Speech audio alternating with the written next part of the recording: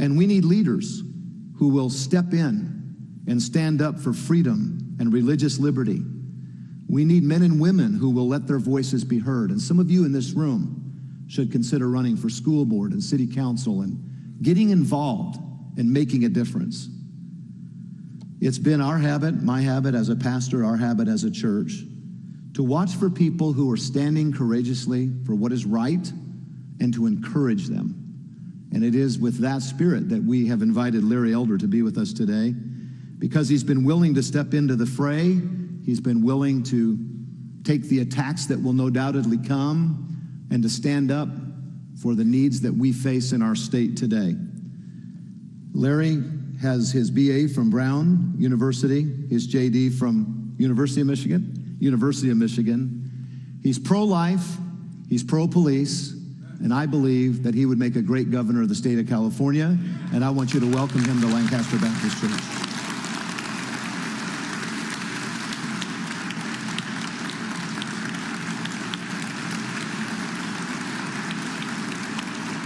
God bless you. Okay. Be at home. Yeah. Right.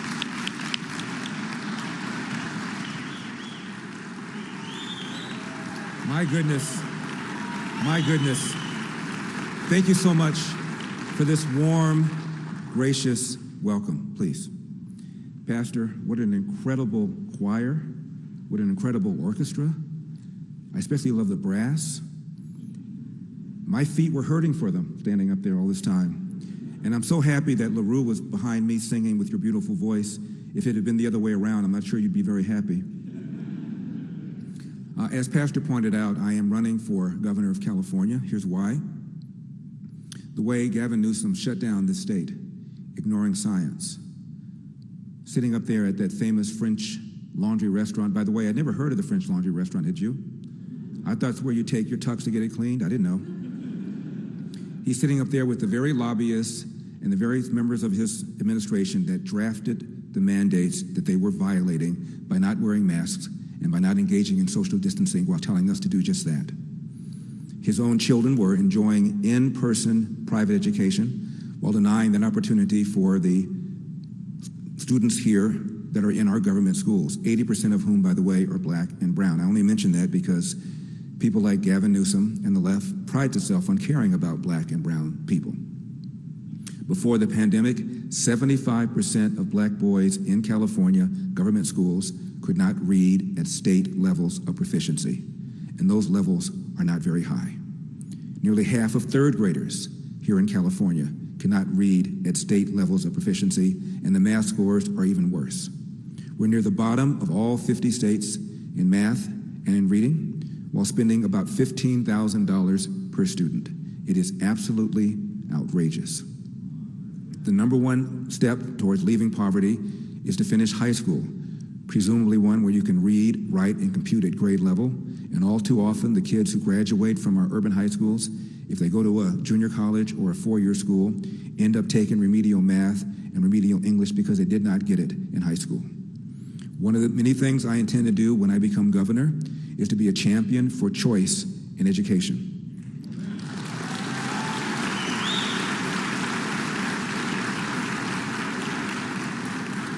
The money should follow the child rather than the other way around. And one of the initiatives that will be on the ballot will be a ballot for educational savings account, so that $15,000 per year will be put into that account that a parent can control and put the child in a private school, a charter school, a religious school, or even homeschooling.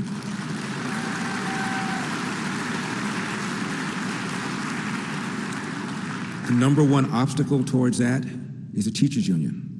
And I saw a study recently that looked at where teachers who have school-age kids put their own kids. Nationwide, roughly 10% of families have their kids in private school. Roughly 6% of black families do.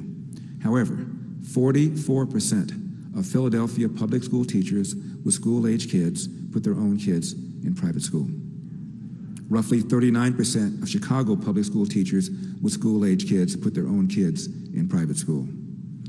In Los Angeles, where I am, in the school district, a public school teacher with school-age kids twice as likely to put their own kids in private schools compared to households that do not have public teachers in them. That is the equivalent of opening up a restaurant, putting up a sign saying, "Come on in, eat the food, but I sure won't." One of the other reasons I'm running is because, as Pastor pointed out, crime is up. Violent crime is up. Shootings are up. Homicides are up. Now, there are many reasons for this, but one of them is that during the pandemic, 20,000 convicted felons were released early. And according to statistics, they're likely to reoffend. When you reduce the chance of a bad guy being caught, being convicted, being incarcerated, crime goes up. And that's exactly what we're having here. Just a few days ago, Barbara Boxer, the former senator from California, was mugged in Oakland. Her cell phone was taken. And just a few days earlier, the Oakland police chief was complaining about money being diverted from his police department because of this ridiculous defund the police movement. There is a defamation, a lie, that the police are engaging in systemic racism, that they're using deadly force against black people just because they're black. It is a lie.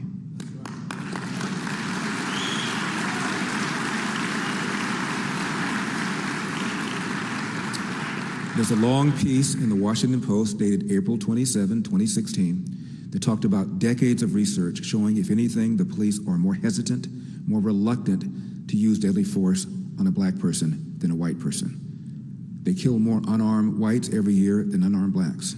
Yet because of this defamation, it has two very bad consequences. One of them is this. It's called the Ferguson effect or the George Floyd effect.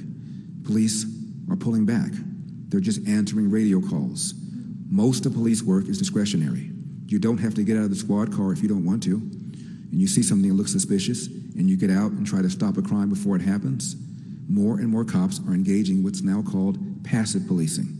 Rahm Emanuel, the former mayor of Chicago, said because of this false assertion that the police are engaging in systemic racism, the Chicago Police Department has, quote, gone fetal, close quote, meaning not engaging in proactive policing. There are now 1,000 fewer cops in Chicago because of this.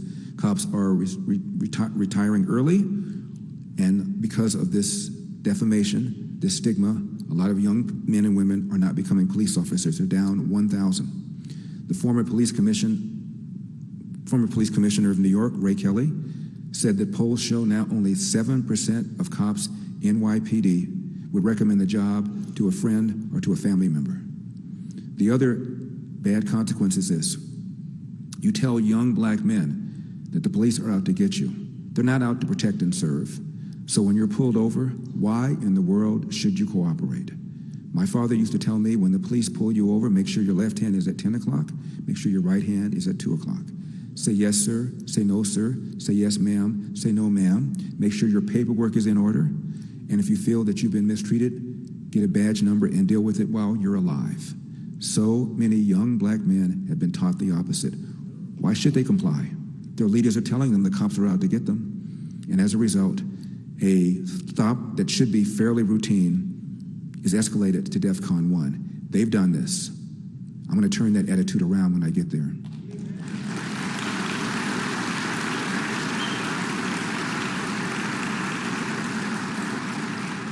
We have a problem with homelessness. As Pastor pointed out, it is on the rise.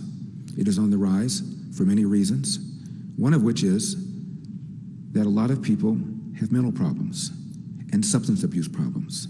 They need to be treated. Government does not know how to do that, but churches do, mosques do, synagogues do.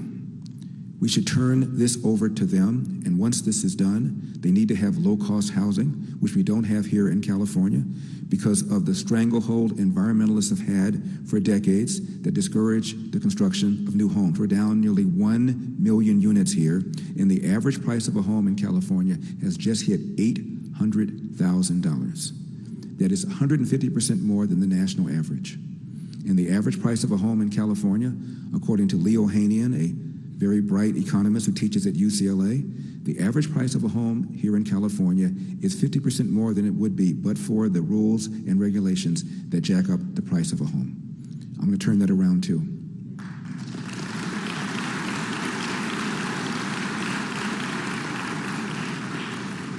We have a water shortage here in California, and that is because our water infrastructure has not been added to in any real way in about 40 or 50 years when the state was half its size. We're not storing enough water during wet years to get us through the dry years like we're having right now. We're not building enough underwater storages. We're not building enough reservoirs, canals. We're not raising our dams, even though these projects have been on the books now for year after year after year. After California voters have voted for bond issues to do just that. Those projects are held up because of lawsuits and because of laws like the California Environmental Quality Act, and I'm going to loosen those up as well. I intend to declare a statewide emergency on housing and a statewide emergency on water.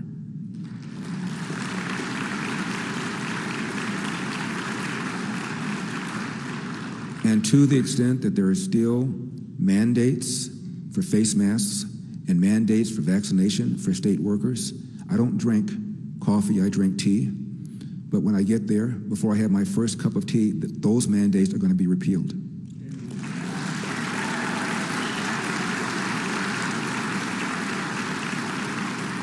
And it isn't that I'm anti-vax, which is what the newspapers have been saying. I'm not. Because of my age, because of an underlying blood condition, my doctor strongly advised me to get vaccinated, and I have. But a lot of people feel very differently. After all, didn't Joe Biden and Kamala Harris say if Donald Trump told us to take the vaccine, I wouldn't take it? Maybe somebody listened to them. A lot of people have already contracted the coronavirus and have antibodies. And I was on a campaign stop in Palm Desert a few weeks ago, and I was in a coffee shop. And I noticed that half the wait staff was wearing masks and half not. A young lady who waited on me was not wearing a face mask. And I said to her, I noticed that half of you guys are wearing face masks, half of you are not. Is there a policy? She said, well, the policy is my boss allows us to wear a mask or not. I said, may I ask you if you've been vaccinated? She said, I haven't been. I said, may I ask you why? She smiled and she said, you can ask, but I don't have to give you a reason. Isn't this America? Isn't this America?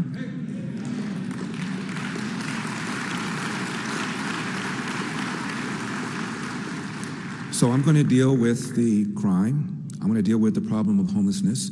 I'm going to deal with the way this man shut down this state in an anti-science way while denying us, our children, the opportunity to continue their education. I'm going to deal with the severity of the forest fires because the land management has been horrible. Trees have been allowed to grow too thickly, and we have not cleared away the fallen trees and dry vegetation. The outgoing Governor Jerry Brown had a plan to clear 500,000 acres of fallen trees and dry vegetation. Gavin Newsom bragged that he cleared 90,000 acres, which would have been a drop in the bucket. Turns out he misled by a factor of 7. He only cleared about 13% of what he said he would. That's going to turn around as well. But I got to tell you something. The number one social problem we have in America is a large number of children who enter the world without a father married to the mother. That's right.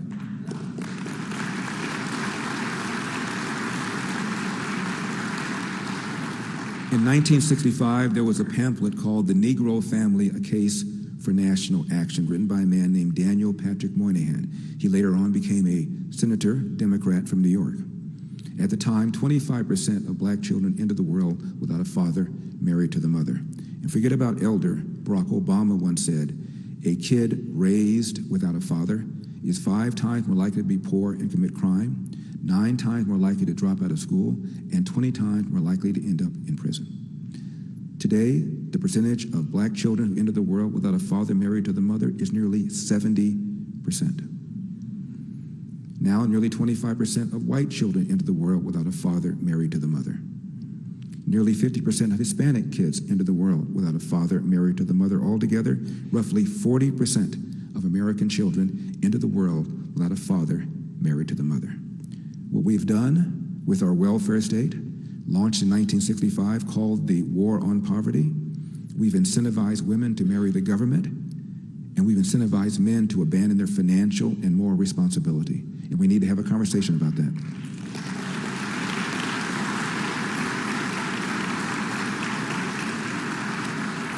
So I'm asking you to please vote to recall Gavin Newsom. We need to have 50% plus 1 to recall him. And after that, the next question is, whom do you want to replace him? And I hope you'll vote for me.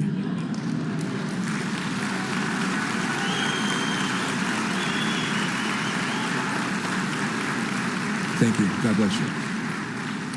Let me end with this, Pastor. I had a dream a few nights ago. It was October of this year.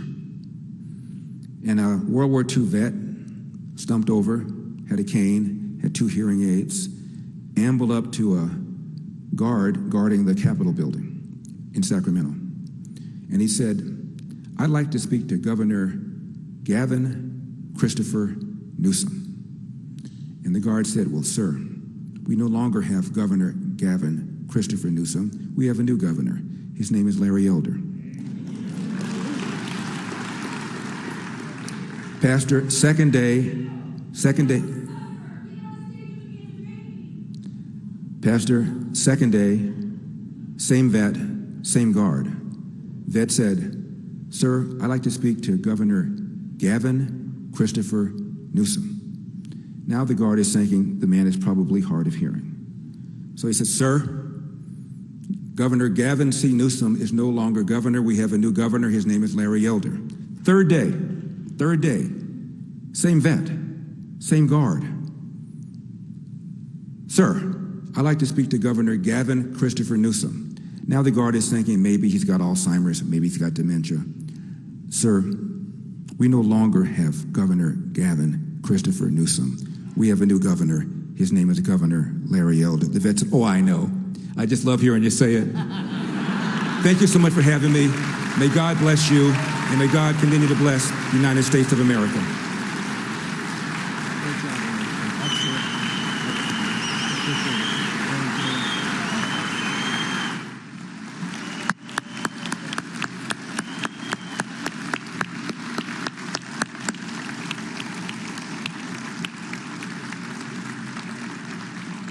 Thank you, Larry.